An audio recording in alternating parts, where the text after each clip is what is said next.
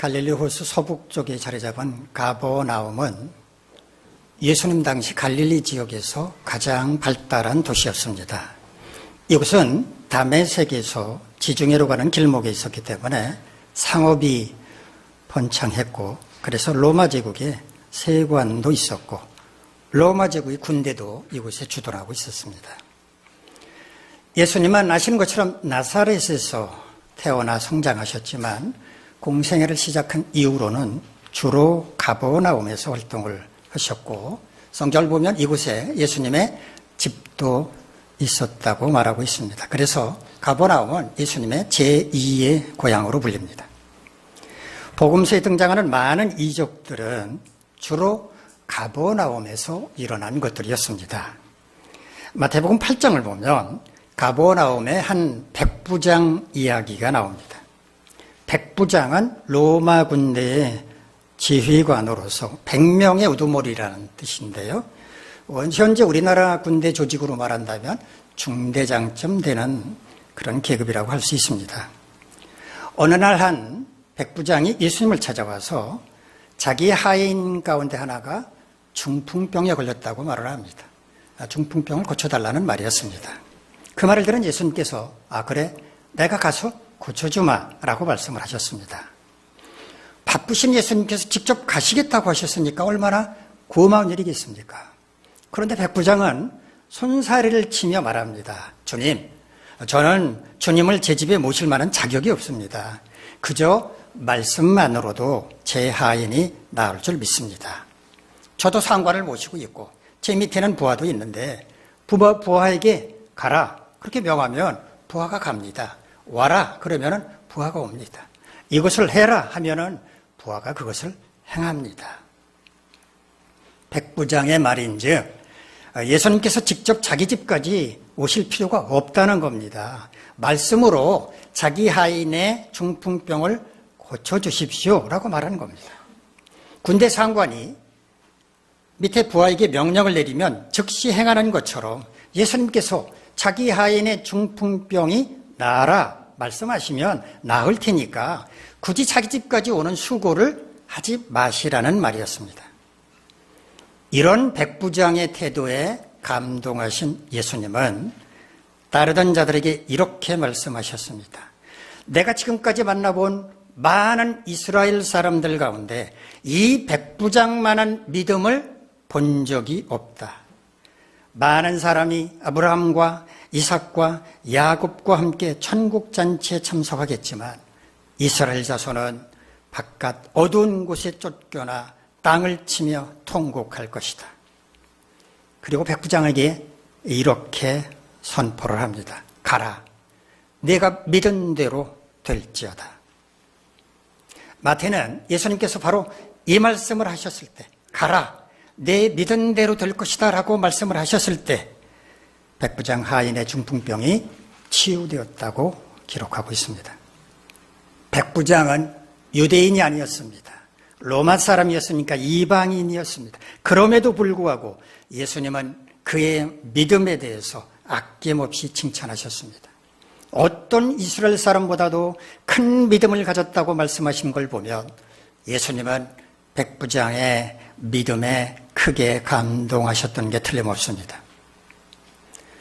예수님께서 많은 병자들을 고쳐주셨지만 환자가 있는 현장에 직접 가지 않고 멀리 떨어진 곳에서 말씀만으로 치유하신 적은 그렇게 많지 않습니다. 그런데 백부장 하인의 중풍병을 멀리 떨어진 곳에서 말씀만으로 치유하셨다고 하는 것은 그만큼 예수님께서 백부장의 믿음을 보시고 크게 감동하셨다는 것을 말해주는 것입니다. 우리 속담에 말 한마디로 천냥빚을 갚는다라는 말이 있습니다. 천냥은 도대체 얼마나 큰 금액일까요? 생각해 보신 적 있으세요? 약 7천만 원 정도가 된다고 합니다. 이런 빚을 탕감해 줄 사람이라면 굉장한 부자였을 것입니다. 하지만 아무리 부자라고 할지라도 이런 큰 돈을 흔쾌하게 탕감해 준다고 하는 것은 쉬운 일이 아닙니다. 어떻게 말 한마디로 이런 엄청난 빚을 탕감받을 수 있을까요? 무슨 말을 어떻게 했는지는 알 수 없지만 한마디의 말이 채권자의 마음을 움직였기 때문일 것입니다. 즉 빚을 진 채무자가 채권자에게 큰 감동을 안겨줬기 때문에 채권자는 기쁜 마음으로 빚을 탕감해 주었을 것이라고 생각합니다. 사람이 감동을 해도 이런 엄청난 일이 일어나는데 하나님께서 감동하시면 과연 어떤 일이 일어날까요? 오늘 본문의 말씀을 통해서 우리는 하나님께서 감동하신 사건을 보게 될 것인데 이 사건을 통해서 하나님께서 감동하셨을 때 어떤 일이 일어나는지 확인해 보도록 하겠습니다. 오늘 본문은 솔로몬이 아버지 다윗 왕의 뒤를 이어서 이스라엘 왕위에 오르고 난 뒤 얼마 되지 않았을 때 있었던 일을 소개하고 있습니다. 솔로몬은 애굽 왕 바로의 딸을 왕비로 맞이했는데 이때 예루살렘에는 오래된 다윗성만 있었고 또 아직 성전도 없이 성막 형태로만 있던 시절이었습니다.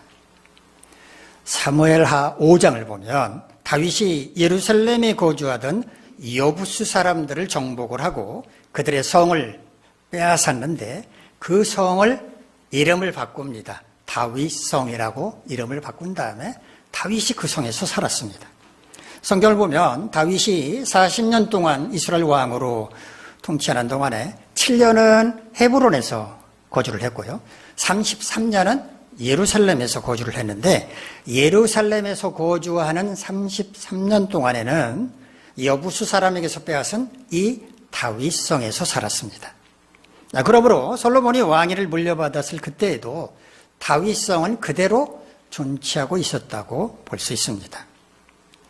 다윗 왕은 성전과 왕궁을 건축할 모든 재료들, 모든 필요한 것들을 다 준비해 놓은 상태로 아들 솔로몬에게 왕위를 물려주었는데 이제 오늘 본문의 시점은 솔로몬이 성전과 왕궁 건축을 시작하기 전의 일입니다. 이때는 하나님께 제사를 어디에서 드리는가 하면 산당에서 드렸습니다. 산당에는 제사를 드릴 수 있는 제단을 돌로 쌓아서 만든 그런 곳이 있었고 희생제물을 잡을 수 있는 그런 곳이 마련되어 있었습니다. 자, 우리 본문 4절 말씀 화면을 보면서 한번 같이 읽도록 하겠습니다. 시작. 이에 왕이 제사하러 기브온으로 가니 거기는 산당이 큼이라 솔로몬이 그 제단에 1000번제를 드렸더니 솔로몬 왕이 하나님께 제사를 드리기 위해서 기브온으로 갔는데 그곳의 산당이 컸기 때문이다 라고 말합니다.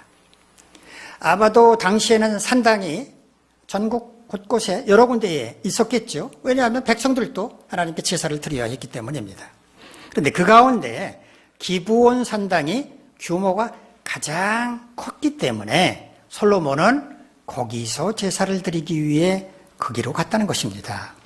그런데 솔로몬이 기브온 산당에서 1000번제를 드렸다고 말합니다. 1000번제는 히브리 원문을 그대로 번역을 하면 1000번의 번제라는 뜻입니다. 1000번의 번제를 드렸다는 말이 뭘까요? 흔히 1000번제 헌금해가지고 1000일 동안 푼푼히 이렇게 헌금을 드리는 그런 게 얼마 전까지도 있었어요. 지금도 있는지 모르겠지만 잘못 이해한 것이죠. 1000번제가 첫날 드리는 제사라고 잘못 이해를 했기 때문에. 그런데 1000번제, 1000번의 번제를 드린다는 말은 희생제물을 1000마리를 바치는 제사를 드렸다. 그런 의미입니다.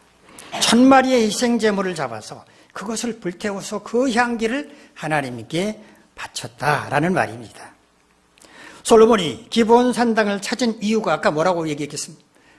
규모가 컸기 때문이라고 말을 했죠. 1000마리나 되는 엄청난 희생제물을 잡아 드리려면 그만큼 규모가 컸기 때문에 기브온 산당을 찾아갔다는 말입니다. 규모가 큰 산당이었기 때문에 제물을 잡는 곳도 또 그것을 태워 향기를 드리는 곳도 여러 군데 있었을 것입니다. 하지만 1000마리나 되는 엄청난 희생제물을 잡아서 그것을 불태워 드린다는 게 어디 보통 일이겠습니까? 어쩌면 아침부터 저녁까지 계속 짐승을 잡아서 불태우는 일을 계속해야만 했을 것입니다. 우리 본문 5절 말씀 화면을 보면서 한번 같이 읽겠습니다. 시작. 기본에서 하나님이 이르시되 내가 내게 무엇을 줄고 너는 구하라. 기브온에서 밤에 여호와께서 솔로몬의 꿈에 나타나셨다라고 말하고 있습니다. 하나님께 제사를 드리기 위해서 솔로몬이 기브온에 갔는데 그곳에서 잠까지 자게 됐다는 것을 지금 말해주는 겁니다. 밤 늦게까지 제사 드리는 일을 계속해야 했기 때문에 어쩔 수 없이 왕궁으로 돌아오지 못하고 그곳에서 잤다는 것을 알 수 있습니다. 그런데 하나님께서 솔로몬의 꿈에 나타나셨다고 말합니다. 하나님께서 사람에게 말씀하시는 방법은 크게 두 가지입니다. 선지자나 기록된 말씀을 통해서 간접적으로 말씀하시는 방법이 있고요. 또 하나는 환상이나 꿈을 통해서 직접 당사자에게 말씀하시는 방법이 있습니다. 성경을 보면 하나님이 꿈을 통해서 말씀하시는 장면을 자주 볼 수가 있습니다. 아브라함이 가나안 남쪽 그랄이라고 하는 곳으로 가서 잠깐 거류를 할 때 자기 아내를 노이라고 거짓말을 했습니다. 왜냐하면 혹시 아내라고 말하면 그 미모의 아내를 찾아기 위해서 자기를 죽일까 봐 겁이 나서 아내가 아니라 누이라고 말을 했습니다. 그런데 빼어난 사라의 미모를 본 그랄 사람들이 왕궁에 보고를 했습니다. 여기 왕을 섬길 만한 아주 빼어난 미모를 가진 여인이 있습니다. 어떤 사람의 누이랍니다. 이렇게 왕궁을 보고하니까 왕궁에서 즉각 사람이 나와가지고 사라를 데려갔습니다. 왕을 섬기는 왕비나 기타 이런 후궁으로 삼으려고 한 것이죠. 자기 목숨 지키려고 아내를 누이라고 거짓말했다가 아내를 그랄 왕에게 빼앗길 위기에 처한 것입니다. 그날 밤 하나님께서 그랄 왕 아비멜렉의 꿈에 나타나셔서 사라는 아브라함의 남편이, 그러니까 아브라함이 아내다라고 얘기를 합니다. 사라는 남편이 있는 사람이다라고 말을 합니다. 자칫 잘못하면 아비멜렉이 사라를 범하는 그 죄를 막아주신 것입니다. 야곱의 경우도 있습니다. 에서를 피해서 바다나람이라고 하는 곳에서 도피해서 살고 있었는데 그 외삼촌이 양치는 일에 있어서 자기를 속인다는 것을 깨닫게 됐습니다. 고민하게 됩니다. 어떻게 해야 될까? 여기를 떠날까 말까 고민할 때 하나님께서 꿈에 나타나셨죠. 가나안 땅으로 돌아가라 라고 말씀을 하십니다. 마리아와 약혼했던 요셉의 꿈에도 나타나셨죠. 요셉이 어느 날 배가 불러오는 마리아를 봅니다. 자기와 동거도 하지 않았는데 배가 불러오는 마리아를 보면서 불륜이라고 생각을 한 거죠. 그래서 조용히 마리아와 파혼을 해야 되겠다 이렇게 마음을 먹고 있었을 때 하나님께서 요셉의 꿈에 나타나셨습니다. 마리아가 임신한 것은 성령의 능력으로 된 것이다. 그 아이는 하나님의 아들이니 두려워하지 말고 마리아를 데려와라 말씀을 하십니다. 이와 같이 하나님은 꿈을 통해서 말씀하시는 경우가 종종 있는데 일천번제를 드린 솔로몬의 꿈에도 나타나셨다는 겁니다. 그러면 하나님은 솔로몬에게 뭐라고 말씀을 하셨는가? 내가 네게 무엇을 줄고 너는 구하라 이렇게 말씀을 하셨습니다. 하나님께서 이렇게 말씀하셨다는 의미는 뭘까요? 뭐든지 구해라. 내가 다 주겠다라는 의미였습니다. 이와 비슷한 말을 성경에서 찾아볼 수 있는데요. 마가복음 6장을 보면 헤로드 왕이 자기 생일을 맞아서 나라의 고관 대작들을 다 불러 모아서 생일 잔치를 벌이게 됩니다. 이 헤롯은 동생 빌립의 아내였다가 이혼을 한 헤로디아라는 사람이 있었어요. 그 당시에도 이혼이 있었던 모양이에요. 이 동생의 아내, 이혼한 동생의 아내 헤로디아를 헤로드 왕이 왕비로 맞아들입니다. 근데 그 왕비 사이에서 태어난 딸이 있었는데 살로메라고, 성경에는 나오지 않지만 살로메라고 하는 딸이 있었는데 이 생일 잔치에 많은 고관대작들을 불러 모은 잔치에서 헤롯이 살로메를 부릅니다. 그리고 춤을 춰봐라 라고 하는데 살로메가 아주 멋들어진 자태로 춤을 추게 됩니다. 감동을 한 헤롯 이렇게 말합니다. 무엇이든지 네가 원하는 것을 내게 구하라. 내가 주리라. 내 나라의 절반이라도 주리라 라고 말을 합니다. 이때 어린 살로메는 자기가 원하는 걸 말하지 않고 쪼르르 엄마에게로 달려가죠. 헤로디아에게로 달려갑니다. 아빠 왕이 뭐든지 말하라고 하는데 무슨 말을 할까요? 물어보죠. 사악한 헤로디아가 말합니다. 세례 요한의 목을 쟁반 위에 얹어달라고 말해라 라고 하는 끔찍한 요구를 하도록 합니다. 무엇이든지 다 들어주겠다고 호언장담했던 헤롯, 어쩔 수 없이 세례 요한을 참수해야만 했습니다. 자, 오늘 본문으로 다시 돌아옵니다. 하나님께서 일천번제를 드린 솔로몬에게 내가 내게 무엇을 줄고 너는 구하라 라고 말씀을 하신 것은 일천번제로 인해서 하나님의 마음이 그만큼 기쁘셨기 때문에 솔로몬이 무엇을 구하든지 기꺼이 줄 준비가 되어 있었다고 하는 것을 말씀해 주신 것입니다. 이런 하나님의 제안에 솔로몬은 과연 무엇을 요구했을지 여러분은 본문 6절부터의 말씀을 눈으로 살펴보시기 바랍니다. 솔로몬은 먼저 하나님께서 아버지 다윗 왕에게 은혜를 베풀어 주신 것과 아버지의 뒤를 이어서 자신을 이스라엘 왕으로 세워주신 것에 대해서 감사합니다. 하지만 자신은 어린아이와 같다고 고백을 합니다. 그래서 아무 능력도 없다는 겁니다. 주님이 맡겨주신 백성들은 수도 없이 많은데 이 백성들을 어떻게 재판해야 할지 알지를 못하니 저에게 듣는 마음을 주셔서 백성들을 재판할 때 선악을 분별할 수 있게 해달라고 요청을 합니다. 듣는 마음이 뭘까요? 듣는 마음. 우리는 귀로 말하는 것을 듣지 않습니까? 듣는 마음이란 귀로 듣고 마음으로 이해하는 것, 즉 듣고 깨닫는 것을 의미합니다. 재판이라고 하는 게 서로 주장이 다른 양쪽의 얘기를 다 들어보고 어느 쪽이 선하고 의로운지를 판단하는 게 아닙니까? 바로 그런 지혜와 분별력, 판단력을 달라고 요청을 한 것입니다. 솔로몬의 이런 요구에 하나님은 어떻게 반응을 하셨을까요? 10절을 보시면 솔로몬의 요청이 주의 마음에 들었다라고 말합니다. 마음에 들었다라는 히브리어 원문 말을 보면 야타브란 말입니다. 이 야타브라고 하는 말은 즐겁게 하다, 기쁘게 한다라는 뜻입니다.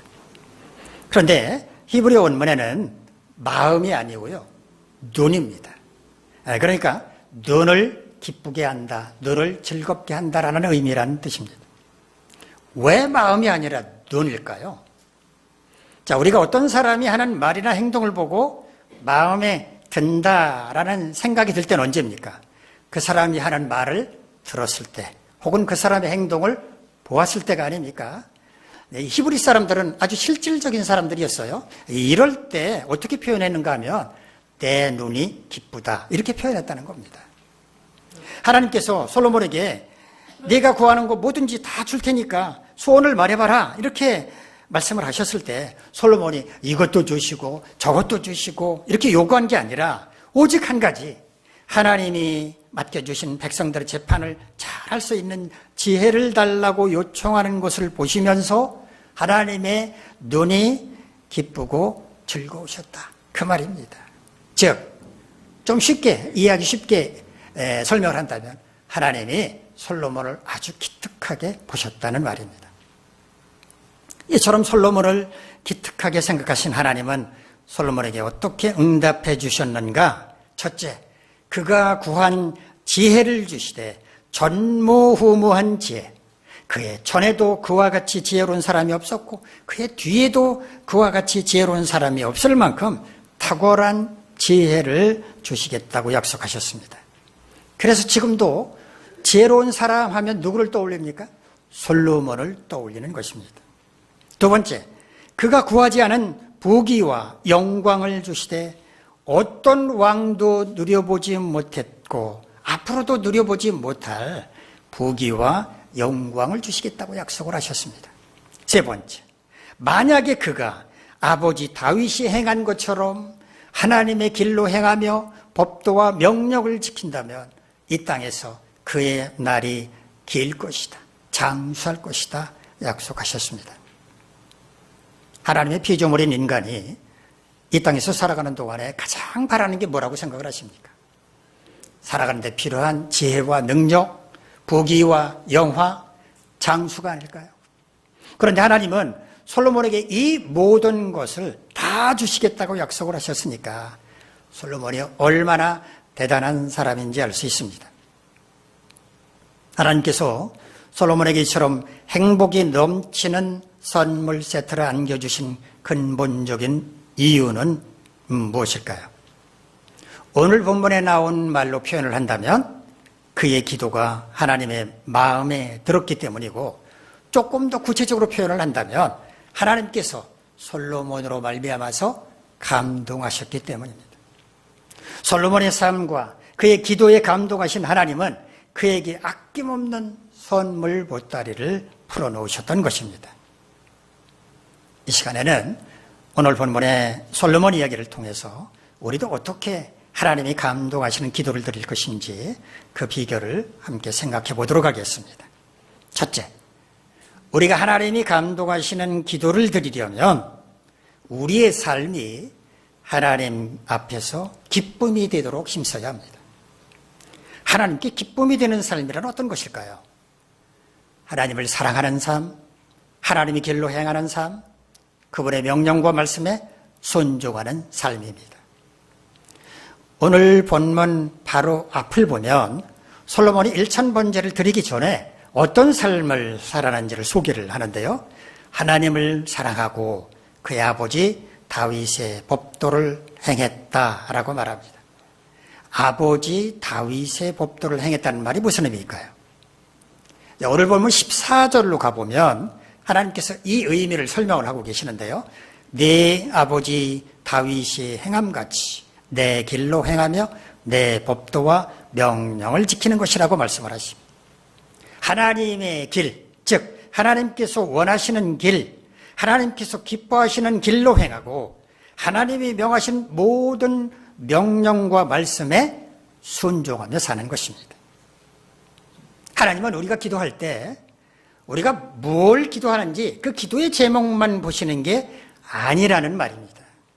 기도하기 전에 우리의 삶이 어떠했는지를 살펴보신다는 말입니다. 다윗은 하나님의 마음에 맞는 사람이었는데도 불구하고 자신이 그렇게도 간절히 원했던 성전 건축은 하지 못했습니다. 그 이유가 뭐였는지 아십니까? 하나님께서 성전 건축을 하지 말라고 말씀하셨기 때문입니다. 하나님은 왜 다윗이 성전 건축하는 것을 허락하시지 않으셨을까요? 역대상 28장 3절을 보면 다윗이 스스로 그 이유를 이렇게 밝힙니다. 하나님이 내게 이르시되 너는 전쟁을 많이 한 사람이라 피를 많이 흘렸으니 내 이름을 위하여 성전을 건축하지 못하리라 하셨느니라. 다윗은 하나님의 마음에 맞는 사람이 분명했습니다. 그러나 그는 평생 전쟁터를 누비며 피를 흘린 장군이었기 때문에 그 피 묻은 손으로 거룩한 성전을 짓는 것은 적합하지 않다라고 하나님께서 판단하셨다는 말입니다. 우리가 어떤 문제를 놓고 하나님께 기도할 때 하나님은 우리의 기도 제목이 뭔지 보시기 전에 우리가 하나님 앞에서 어떤 삶을 살아왔는지를 먼저 살펴보십니다.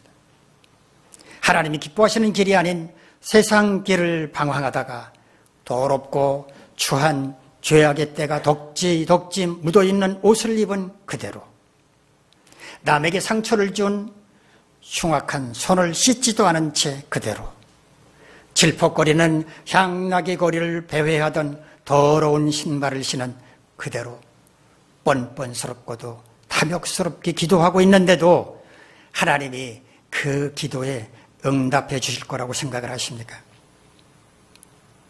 요한계시록 8장을 보면 성도의 기도를 금향로에 담아서 천사가 하나님의 보좌 앞 제단에 올려드리는 이야기가 나오는데요.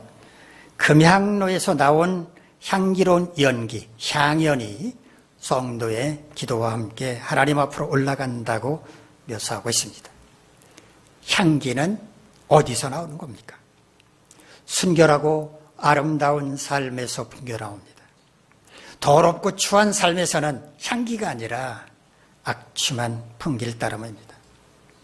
악취를 풍기는 삶, 그 삶을 그대로, 그렇게 살아가는 모습 그대로 하나님께 기도하면 하나님이 그 기도를 들어주실 리가 없다는 말입니다. 그러므로 기도하기 전에 우리는 먼저 자신의 삶을 돌아보고 하나님께서 기뻐하시는 삶을 살고 있는지부터 점검해 봐야 합니다. 만약에 우리의 삶이 하나님께 기쁨이 되지 않는다면 우리가 드리는 기도는 헛될 뿐이기 때문입니다. 둘째, 우리가 하나님이 감동하시는 기도를 드리려면 하나님의 은혜에 감사하는 겸손함이 충만해야 합니다. 원하는 것은 뭐든지 구하라는 하나님의 말씀을 듣고 솔로몬은 자신이 원하는 것을 줄줄이 나열하지 않았습니다. 대신 하나님께서 아버지 다윗 왕에게 법궤로 주셨던 은혜, 자신을 이스라엘 왕으로 세워주신 은혜에 감사를 드렸습니다. 솔로몬이 그런 모습, 하나님께서 솔로몬의 모습을 보시고 얼마나 흐뭇해 하셨겠습니까? 아마 그의 겸손함에 감동하셨을 것입니다. 감사는 겸손함으로부터 시작됩니다. 만약에 자신이 누리는 혜택이 당연하다고 생각한다면 감사는커녕 불평만 늘어놓게 될 것입니다. 그러나 나는 이런 은혜를 누릴 만한 자격이 없다는 겸손한 자세를 갖는다면 누가 시키지 않더라도 감사하게 될 것입니다.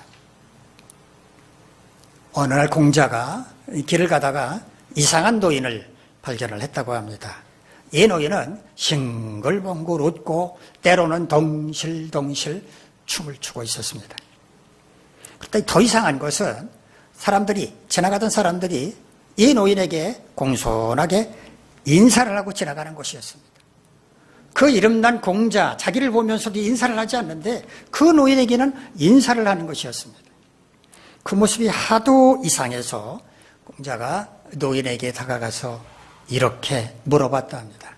어르신은 어떻게 그렇게 즐거운 인생을 사십니까? 또 어떻게 모든 사람으로부터 존경을 받으십니까? 비결이 있다면 제가 한 수 배우고 싶습니다. 그러자 그 노인이 이렇게 대답을 하더랍니다.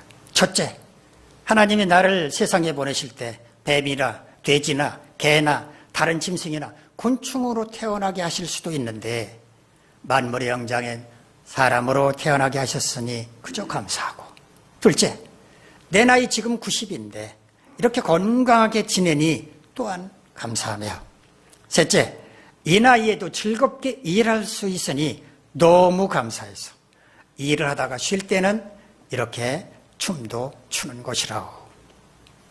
자, 이 노인이 즐거워한 것은 감사함 때문이었습니다. 그러면 이 노인에게 감사할 만한 조건이 있었습니까? 우리가 보기에는 감사할 만한 게 별로 없습니다.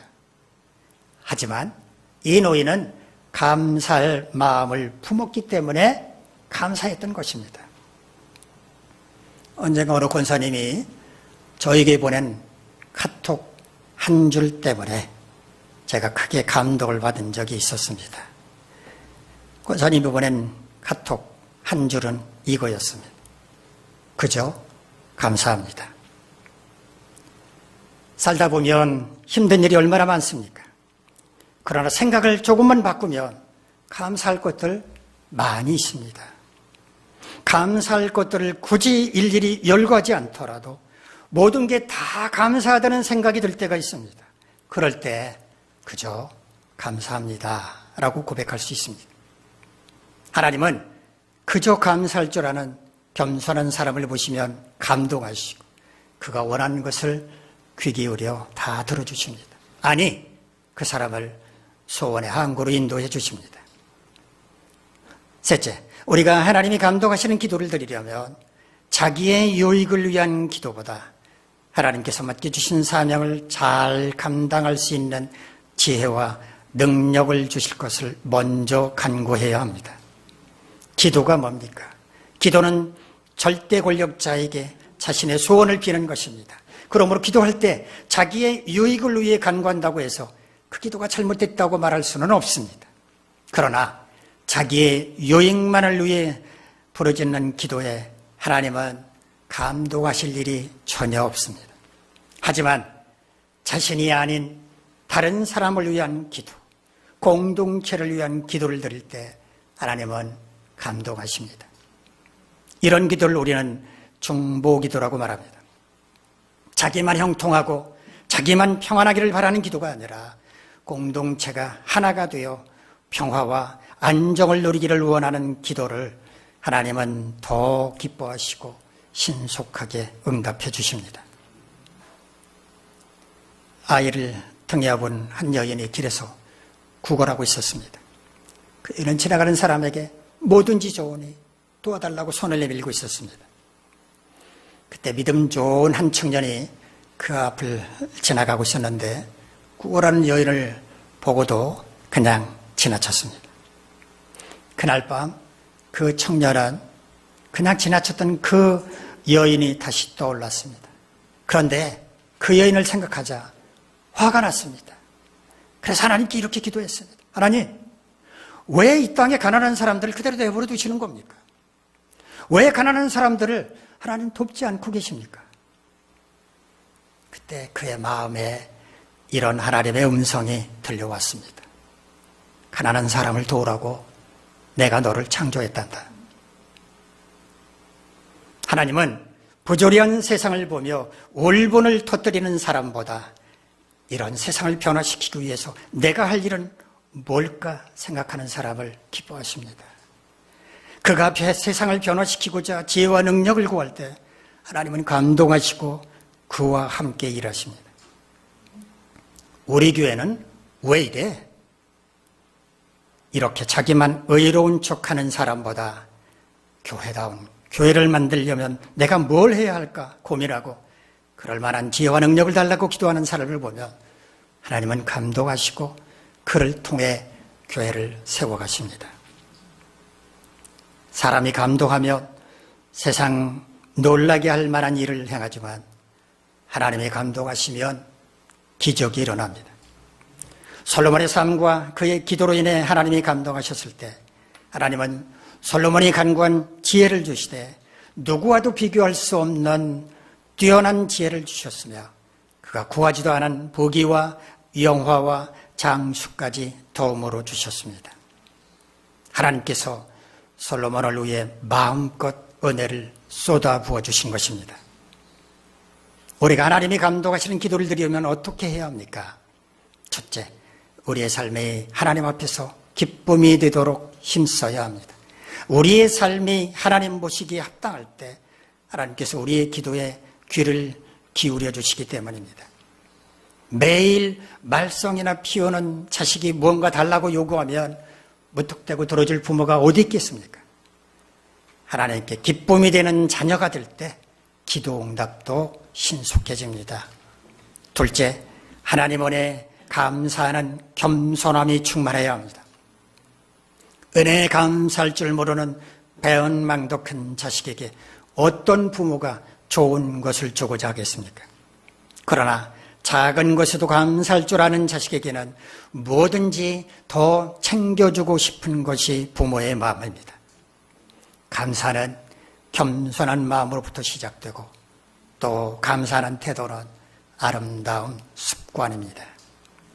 셋째, 자기의 유익을 위한 기도보다 하나님께서 맡겨주신 사명을 잘 감당할 수 있는 지혜와 능력을 주실 것을 먼저 간구해야 합니다. 아가페의 사랑은 자기의 유익이 아니라 남의 유익을 구하며 어떻게 하면 주님의 이름을 높여드릴 수 있을 것인지, 어떻게 하면 주님의 몸인 교회를 든든하게 세울 것인지 고민합니다. 주님은 이렇게 기도할 때 감동하시고 속히 응답해 주십니다. 여러분 모두 솔로몬처럼 하나님의 감동하시는 기도를 드림으로써 신속하고 놀라운 기도의 응답을 경험할 뿐만 아니라 하나님께서 베풀어 주시는 풍성한 은혜를 통해서 인간이 누릴 수 있는 최고의 행복을 맛보시고 여러분이 속한 이 교회도 교회다운 교회로 만들어 가시기를 간절히 바랍니다. 기도하겠습니다. 자비로우신 하나님, 우리 모두의 은혜를 베풀어 주시옵소서. 하나님이 감동하시는 기도를 하게 하시고 그 기도를 통해서 하나님이 주시는 풍성한 은혜를 누릴 수 있게 복을 내려 주시옵소서. 예수님의 이름으로 기도합니다. 아멘.